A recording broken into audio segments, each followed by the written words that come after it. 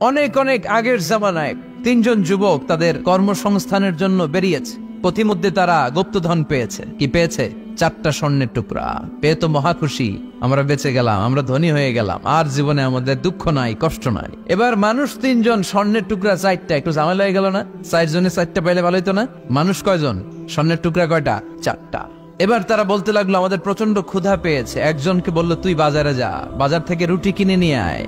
সে রুটি কিনতে গেল, আর এই 2জন মিলে ভাবতে লাগলো শয়তানের ওয়াসওয়াসায় পড়ে একটা কাজ করি, যেটারে রুটি আনতে পাঠাইছে ওটারে যদি শেষ করে দিতে পারি, মানে ওটার কেল্লা যদি ফতে করে দিতে পারি, তাহলে তো আর ভাগাভাগির কোনো কাজ নাই। স্বর্ণ 4টা, তুই পাবি 2টা, আমি পাবো। আর যে রুটি আনতে গিয়েছে সে মনে মনে ভাবে রুটিতে যদি বিষ মাখায় নিতে পারি। দেখছেন খেলা? আল্লাহ, রুটিতে কি মাখায় নিতে পারি? বিষ।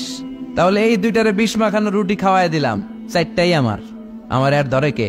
তো যেই চিন্তা ওই কাজ। উনিও রুটির সাথে বিষ মাখাইছে, এরাও রেডি হয়ে আছে কখন আসবে। আসার সাথে সাথে ওইটারে দইরা আইজো মায়ের কাইলো মায়ের মাইরা ওইটার বর্তমানে ফলাইছে, ওইটা অক্কা পাইছে, শেষ। এবার 2 বন্ধু মহা খুশি, তুই 2টা আমি 2টা, লাফাইতেছে আনন্দে। এক বন্ধু কয় লাফাইস কম, ক্ষুধা লাগছে অনেক, আগে খেয়ে নেই। আই কি করি, এবার প্যাকেট থেকে বিষ মাখানো রুটি বের করে রুটি খাই, ওই 2টাও শেষ। 4টা স্বর্ণের টুকরার জায়গায় পড়ে আছে, আর 3টা লাশ পাশে পড়ে আছে। হাদিহি মাসালু হায়াতিদ দুনিয়া, এটাই তো দুনিয়ার জীবনের দৃষ্টান্ত।